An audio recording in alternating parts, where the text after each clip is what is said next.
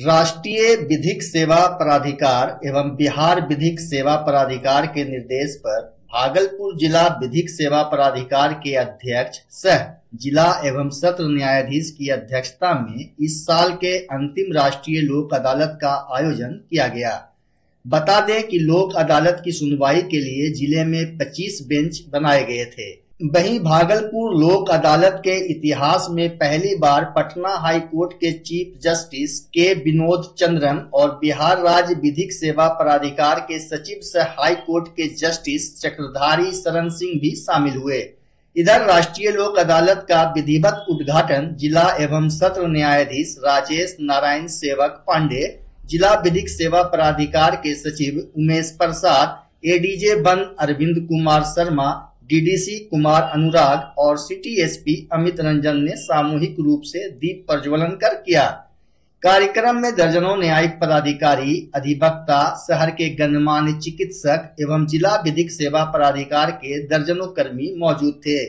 सचिव ने बताया कि अन्य राष्ट्रीय लोक अदालत की अपेक्षा इस बार ज्यादा से ज्यादा केस निपटारा करने का प्रयास किया जा रहा है। आज की लोक अदालत में सारे क्रिमिनल कंपाउंडेबल केसेज, राजस्व के मामले, बिजली से संबंधित विवाद, टेलीफोन से संबंधित विवाद और अन्य भी लेबर केसेज और भी सारे सुलहनी मामलों का हम लोग निस्तारण करेंगे। हम लोगों ने यहाँ हेडक्वार्टर में कुल 17 बेंच हम लोगों की गठित हुई है। 6 बेंच नौगछिया में और 2 बेंच कहलगांव में। कहलगांव में आपराधिक मामलों का निस्तारण नहीं होगा क्योंकि वहाँ आपराधिक न्यायालय नहीं है, और बाकी नौगछिया और यहाँ पर होगा।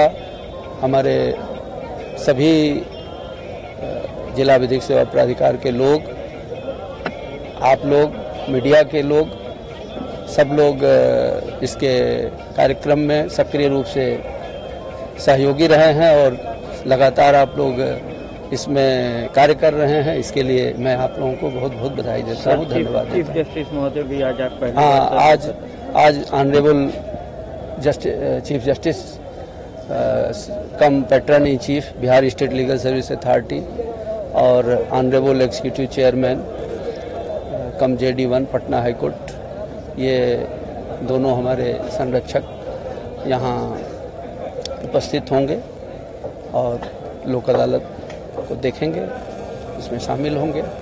ये इस जिला विधिक सेवा प्राधिकार के लिए और यहाँ के सभी लोगों के लिए एक बहुत ही महत्वपूर्ण अवसर होगा। भागलपुर जिले के टॉप 10 कुख्यात अपराधी की सूची में शामिल धर्मेंद्र कुमार झा उर्फ डीके झा को पुलिस ने गिरफ्तार कर लिया है। इसकी जानकारी भागलपुर सिटी एसपी अमित रंजन के द्वारा प्रेस वार्ता करके दी गई। धर्मेंद्र झा मूल रूप से जिले के बाग थाना अंतर्गत श्यामपुर महापात्र टोला का रहने वाला बताया जाता है। बता दें कि कुख्यात अपराधी धर्मेंद्र कुमार झा पिछले 10 वर्षों से फरार चल रहा था, जिसके विरुद्ध रंगदारी, डकैती, आर्म्स एक्ट एवं सरकारी कार्य में बाधा उत्पन्न करने समेत कई कांड दर्ज हैं। दरअसल भागलपुर पुलिस को गुप्त सूचना मिली थी कि डीके झा औद्योगिक थाना क्षेत्र में छुपा है, जिसके बाद वरीय पुलिस अधीक्षक के आदेश पर टीम गठित कर कार्रवाई की गई।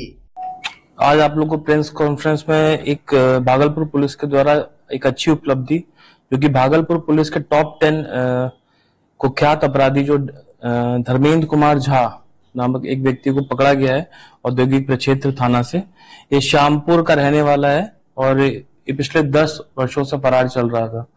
इसके ऊपर अभी तक हम लोग को 10 केसेस पता चल गए हैं और भी जो अपराध इसने किए उसके बारे में हम लोग खोजबीन कर रहे हैं। टोटल 10 केस अभी तक हम लोग को पता चले इसके बारे में। और ये धर्मेंद्र कुमार झा उर्फ डीके झा के नाम से भी जाना जाता है और ये बात थाना अंतर्गत इसका घर है और इसको हम औद्योगिक प्रक्षेत्र थाना से पकड़े हैं। जो स्पेशल टीम इसको पकड़ने के लिए बनाई गई थी, इसका नेतृत्व DSP law and order Gaurav ji ने किया। और एक कुख्यात अपराधी है जो एसटीएफ की जो टॉप 10 की लिस्ट होती है भागलपुर जिला की, उसमें इसका नाम शुमार हुआ है। ये लिस्ट कल ही जारी हुई थी और 24 घंटे में ही हमने इसका पता लगाया। इस टीम ने एक स्पेशल जो टीम बनी थी इसने कार्रवाई की और गिरफ्तारी इसकी सुनिश्चित कर ली गई। इसके ऊपर रंगदारी, डकैती, आर्म्स एक्ट, सरकारी कार्य में बाधा इत्यादि के धाराओं में केस दर्ज हैं और 10 से ऊपर इसके ऊपर केस दर्ज हैं और केसेस भी होंगे, इसके बारे में हम लोग पता लगा। भागलपुर के एमजी पथ स्थित ईएनटी के जाने माने चिकित्सक डॉक्टर एसपी सिंह और डॉक्टर आशुतोष कुमार द्वारा संचालित modern ENT head and neck hospital and research centre का विधिवत उद्घाटन शुक्रवार को नगर विधायक अजीत शर्मा एवं शहर के कई नामचीन चिकित्सकों ने किया। इस अवसर पर ईएनटी के जाने माने चिकित्सक doctor SP Singh, doctor DP Singh, Lalita Singh, Neha Shah और शहर के कई गणमान्य लोग उपस्थित थे। वहीं डॉक्टर आशुतोष ने बताया कि इस हॉस्पिटल में नाक, कान और गला के सभी रोगों का इलाज एवं इससे संबंधित ऑपरेशन आधुनिक मशीनों से की जाएगी। साथ ही कहा कि महानगर में जिस तरह की चिकित्सकीय सुविधा मरीज को मिलती है, ठीक उसी तरह इस हॉस्पिटल में भी मिलेगी। बताया गया कि 18 बेड वाले अस्पताल में मरीज और उनके परिजन के रहने की सुविधा उपलब्ध है। साथ ही हॉस्पिटल में आधुनिक ऑपरेशन थिएटर, आईसीयू, रोगियों के रहने की आधुनिक व्यवस्था, ओपीडी सहित सभी प्रकार के कान की जांच, एक्सरे, लैब और 24 घंटे चिकित्सकीय सुविधा उपलब्ध है। मौके पर भागलपुर विधायक अजीत शर्मा ने कहा कि स्मार्ट सिटी में नाक, कान एवं गला से संबंधित समस्याओं का विश्व स्तरीय अस्पताल होना गौरव की बात है। उन्होंने उम्मीद जताई कि अब इससे संबंधित किसी भी समस्या के समाधान के लिए शहर के लोगों को बाहर नहीं जाना पड़ेगा। ये हमारे लिए, पूरे भागलपुर के लिए बहुत ही गौरव की बात है कि डॉक्टर एसबी सिंह साहब और उनके पुत्र डॉक्टर आशुतोष जी ने गला, कान, नाक सबके इलाज के लिए पूरा सिस्टम बनाया है। और आप देखेंगे यहाँ पर सारी चीज की सुविधा है, चाहे वो आईसीयू हो, चाहे पेशेंट को रहने की व्यवस्था हो, सब इतने बढ़िया बनाया गया कि अब किसी को भागलपुर से बाहर जाने की जरूरत नहीं पड़ेगी इन चीजों के लिए। इसलिए मैं दिल की गहराई से पहले डॉक्टर साहब लोग को बधाई देता हूं कि आपने एक भागलपुर में एक अच्छा काम किया है और मैं निश्चित तौर पर विश्वास रखता हूं कि भागलपुर की जनता भी इनके काम से खुश होगी और उनका इलाज सही ढंग से हो पाएगा। मैं डॉक्टर एसपी सिंह और आज जो इस हॉस्पिटल का modern ENT head neck research centre hospital का जो शुभारंभ हुआ है माननीय विधायक जी के करकमलों द्वारा और हमारे गण्यमान्य चिकित्सक doctor DP Singh, doctor Vinod Kumar, doctor Kapil, doctor NP Mandal और तमाम हमारे शुभचिंतक और डॉक्टर और आप लोगों की उपस्थिति में जो इस हॉस्पिटल का उद्घाटन हुआ है। एक हॉस्पिटल भागलपुर में ही अपने आप में एक तरह का एक संपूर्ण ईएनटी की फैसिलिटी लेके यहाँ पर स्थापित हुआ है, जिसमें कि नाक, कान, गला और कैंसर संबंधी, हेड नेक कैंसर संबंधी बीमारियों का इलाज यहाँ आसानी से किया जाएगा। ये लोगों के लिए हम लोग 3-4 महीने में ऐसा प्लान किए हैं कि सबके लिए निःशुल्क कैंप करें, अपने संस्थान में ही करें और इनमें से जो बहुत ज़्यादा गरीब हैं, जो बिल्कुल लाचार है, जिनका कहीं कोई इलाज नहीं हो पा रहा, अगर हमसे वो संभव हो पाएगा तो हम उनके लिए हमेशा खड़े हैं। और इस संस्थान का खुलने का एक ही उद्देश्य है कि यहाँ से छोटे से लेकर बड़े तक सबका इलाज हो सके और किसी को भागलपुर से बाहर जाने की ज़रूरत ना पड़े। और क्योंकि जितना भी लेटेस्ट इक्विपमेंट है, लेटेस्ट टेक्नोलॉजी है, सब कुछ लेके हम लोग यहाँ पे आए हैं ताकि यहाँ पे हर तरह के मरीज को लाभान्वित मिले। कान, नाक, गले एवं कैंसर से रिलेटेड कोई भी मरीज है या तो उनका शुरुआती जांच होकर उनको प्रॉपर गाइडेंस के थ्रू उनका इलाज हो सके। भागलपुर जोगसर थाना के आदमपुर चौक के समीप स्थित तपस्वी हॉस्पिटल में आज गलत इंजेक्शन देने का आरोप लगाकर परिजनों ने जमकर हंगामा किया। बताया गया कि जोगेंद्र शाह को तपस्वी हॉस्पिटल में भर्ती कराया गया था, जहां पर मरीज के घुटने में दर्द का इलाज होना था, लेकिन परिजनों ने अस्पताल प्रबंधन पर गलत सुई देकर मार डालने का आरोप लगाया है। जानकारी के अनुसार अमरपुर थाना क्षेत्र से आए एक मरीज को शनिवार की सुबह तपस्वी हॉस्पिटल में भर्ती कराया गया था। परिजनों ने आरोप लगाया कि 15,000 फीस के नाम पर ले लिया गया और 2 लाख की डिमांड की गई। रुपये नहीं देने की वजह से अस्पताल प्रबंधन ने रिपोर्ट भी नहीं दी। इधर घटना की जानकारी मिलने के बाद मौके पर पहुंची पुलिस ने मामले की छानबीन शुरू कर दी है। बता दें कि पहले भी कई बार इस अस्पताल में हंगामा हो चुका है। तिलकामाझी भागलपुर विश्वविद्यालय के राष्ट्रीय सेवा योजना इकाई द्वारा अंतर्राष्ट्रीय मानवाधिकार दिवस की पूर्व संध्या पर आज टीएमयू के सीनेट सभागार में मानवाधिकार विषय पर जागरूकता कार्यक्रम का आयोजन किया गया। वहीं अपने संबोधन में कुलपति प्रोफेसर जवाहरलाल ने मानवाधिकार के विभिन्न आयाम, विशेषताओं, वर्गीकरण और उसकी महत्ता पर प्रकाश डाला। उन्होंने कहा कि समानता और स्वतंत्रता के साथ साथ न्याय के लिए ये आवश्यक है कि मानवाधिकार का अनुपालन हो।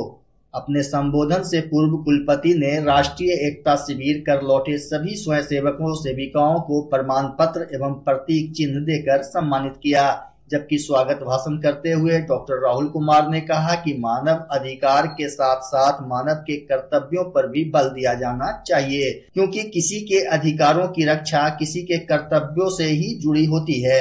वहीं डीएसडब्ल्यू प्रोफेसर विजेंद्र कुमार ने कहा कि अधिकार और कर्तव्य में अन्योन्याश्रय संबंध है। इस अवसर पर मानव अधिकार संगठन सोसाइटी के महासचिव अजीत सिंह को रिसोर्स पर्सन के रूप में आमंत्रित किया गया था, जिन्होंने व्यावहारिक पहलुओं पर ध्यान दिलाते हुए स्वयंसेवकों को मानवाधिकार के संदर्भ में जागरूक किया। कार्यक्रम के बाद कुलपति ने विश्वविद्यालय परिसर में संविधान में वर्णित मूल कर्तव्य के डिस्प्ले बोर्ड का अनावरण किया, जिसमें संविधान में वर्णित मूल कर्तव्यों का उल्लेख किया गया है। सृष्टि की रचना की थी या की है, उसमें मनुष्य, जानवर, पशु पक्षी, पेड़ पौधे, ये सारे अलग अलग चीज और पूरा सभी मिलकर के मतलब संसार बना, जिसमें हम लोग सभी लोग रहते हैं। जानवर भी रहते हैं, आदमी भी रहता है, पेड़ पौधा भी रहता है, सभी चीजें। लेकिन आज हम क्यों बात कर रहे हैं ह्यूमन राइट्स का? इसलिए कि इसके पीछे एक कहानी है कि सेकेंड वर्ल्ड वॉर में बहुत सारे लोगों ने मतलब जीवन का त्याग किया। बच्चा जब जन्म लेता है तो कई बार बच्चा तुरंत नहीं रोता है, रोने में देर हो जाता है। ऐसे में बच्चा क्षतिग्रस्त हो जाता है और उसके बचने की संभावना कम हो जाती है। और यदि बचा तो भविष्य में उसमें विकलांगता की समस्या आती है, जिसे सीपी कहते हैं, जिसका कोई माकूल इलाज नहीं है और जिंदगी भर बच्चा विकलांगता से जूझ सकता है। ऐसे में पूरे संसार में कूलिंग थेरेपी का सहारा लिया जाता है। जन्म से ठीक 6 घंटा के अंदर यदि उसको कूलिंग थेरेपी दिया जाए तो उससे उसका सीपी की समस्या कम होती है और बचने की भी संभावना बढ़ती है। पहली बार बिहार झारखंड में आपके शहर के स्नेह नवजात शिशु बाल सेवा केंद्र में यह मशीन उपलब्ध है। कभी भी ऐसी बात हो कि बच्चा रोने में विलम्ब हो गया तो आप स्नेह नवजात शिशु बाल सेवा केंद्र में जरूर संपर्क करें।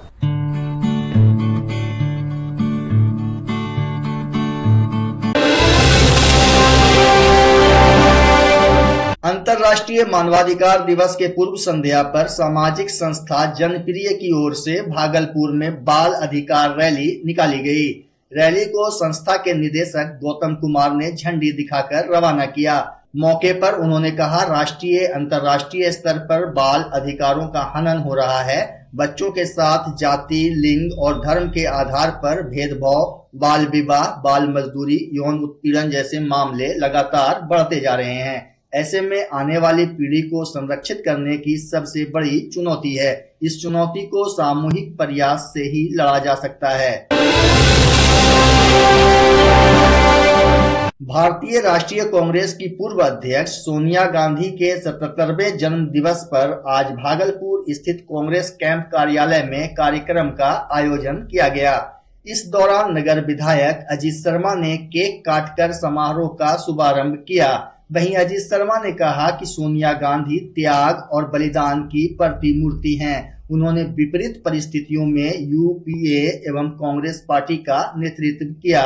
इनके निर्देशन में सूचना का अधिकार, शिक्षा का अधिकार, मनरेगा जैसी कई लोकप्रिय योजना शुरू की गई। इस अवसर पर जिला कांग्रेस कमेटी के प्रदेश प्रतिनिधि डॉक्टर अभय आनंद, नगर अध्यक्ष सोइन अंसारी, अभिषेक चौबे, सुनंदा रक्षित, पूनम मिश्रा, मंतसा इस्माइल, रोशनी कुमारी, सोनी लाल, राजेश रंजन, पंकज कुमार सिंह, मिंटू कुरैशी सहित दर्जनों कार्यकर्ता उपस्थित थे। गौरव की बात है कि आदरणीय मैडम सोनिया गांधी जी का आज 77वां जन्मदिन दिवस है और हम लोग सभी कांग्रेस जन बहुत उत्साहित हैं कि उनके जन्मदिन को आज अपने हम मना रहे हैं। और मैं बताऊं कि वो जो जन्मदिन सिर्फ मनाते नहीं है, उनके बताए हुए रास्ते, उनकी जो कुर्बानियां हैं, जब वो प्रधानमंत्री बन रही थी उन्होंने कुर्बानियां दी देश के हित में और मनमोहन सिंह को बनाया। इसलिए आज उनके जन्मदिन के अवसर पर मैं सभी कांग्रेस कार्यकर्ताओं को, सभी नेताओं को आग्रह करूंगा उनके बताए हुए रास्ते पर देश को आगे बढ़ाएं और एकजुट रख के देश में विकास करें। बिहार में पूर्ण शराबबंदी है। शराब बेचना और पीना दोनों मना है। बावजूद इसके सूबे में शराब की कालाबाजारी का खेल धड़ल्ले से जारी है। अवैध कारोबारी बड़ी आसानी से पुलिस को चकमा देकर शराब की खेप लाते हैं और बेचते हैं। यही नहीं, लोग खुलेआम शराब पीकर शराबबंदी कानून का उल्लंघन भी कर रहे हैं। कुछ ऐसा ही मामला आज भागलपुर में देखने को मिला। यहाँ पर नशे में धुत एक शराबी नशे में मृत व्यक्ति जैसा दिख रहा था, जिसके बाद अलीगंज चौक से गुजर रहे राहगीरों ने इसकी सूचना 112 नंबर पुलिस और स्थानीय थाना को दी। वहीं मौके पर पहुंची बबरगंज थाना पुलिस ने जब शराबी को उठाया तो उसने हाई वोल्टेज ड्रामा शुरू कर दिया। वह व्यक्ति अपना नाम उपेंद्र दास और जगदीशपुर थाना क्षेत्र का रहने वाला बता रहा था। हालांकि तब पुलिस का कहना रहा कि इस व्यक्ति की मानसिक स्थिति ठीक नहीं है, जिस कारण वह ऐसी हरकत कर रहा है। अब सवाल यह उठता है कि अगर हंगामा कर रहे व्यक्ति ने शराब पी रखी थी तो पुलिस को उसकी जांच करानी चाहिए, या उसकी मानसिक स्थिति ठीक नहीं थी तो उसे अस्पताल में भर्ती करवाना चाहिए। 8:30 बजे देख रहे हैं, पूरा पिया हुआ था, ड्रिंकिंग में था, वहाँ पे बैठा हुआ पाके। उसके बाद धीरे धीरे देख के सो गया। गरीब आदमी मतलब होता, दिमाग क्रैक कर जाता है या फिर करके पूरा भूले भगवान लेटा हुआ था। फिर यहाँ आकर के उठा, यहाँ लेटा और लेटने के बाद फिर ही उठा, उठने के बाद फिर घूम फिर करके आया, फिर से आके लेट गया। हमको लगता है जीना मरा थोड़ी होगा, अभी तुरंत आधा घंटा हो रहा है यहाँ पे लेटने से। बिहार के रोहतास में टॉप 10 और टॉप 20 की सूची में फरार चल रहे अपराधियों के खिलाफ एसपी के निर्देश पर स्पेशल ड्राइव चलाया जा रहा है। इसी कड़ी में जिले के शिवसागर थाना अंतर्गत किरहिंडी मोड़ के पास कोयला लदे ट्रक के चालक की हत्या मामले में पुलिस ने आरोपी को गिरफ्तार कर लिया। दरअसल गिरफ्तार आरोपी डेहरी नगर थाना क्षेत्र के शिवगंज मोहल्ला निवासी कृष्ण यादव है, जिसके विरुद्ध तिलौथू थाना में भी हत्या और मारपीट के मामले दर्ज हैं। इसमें पहली सफलता हम लोगों को नए टॉप 10 में मिली है। हम उसमें बताना चाहेंगे कि शिवसागर थाना के अंतर्गत 18 मार्च इसी साल की बात है 2023 को किरंडी मोड़ के पास एक ट्रक में अज्ञात शव लवारिस हालत में मिला था और उस समय पे ये बिल्कुल ब्लाइंड केस था, पता नहीं था कि किनका शव है। और शिवसागर थाना कांड संख्या 125-23 दर्ज किया गया था और ये कोयला लदा हुआ ट्रक था। कोयले को लूट लिया गया, चालक की हत्या कर दी गई, हत्या करके उसी ट्रक में उसको फेंका गया था। इस कांड को काफी गंभीरता से लिया गया। थानाध्यक्ष शिवसागर के द्वारा जो है इसमें टीम का भी गठन किया गया था। तत्कालीन एसडीपीओ भी इसमें काफी अच्छा काम किए थे और इसमें जो एक अभियुक्त शामिल थे कृष्णा यादव उर्फ कृष्णा प्रसाद यादव, पिता राजमोहन यादव, इस शिवगंज वार्ड नंबर 29 थाना डेहरी के रहने वाले हैं, जिला रोहतास। ये फरार चल रहे थे और इनको सूचना संकलन करते हुए हमारी डीआईयू टीम के द्वारा और थाना प्रभारी रोहत शिवसागर थाना के द्वारा इनको गिरफ्तार किया गया।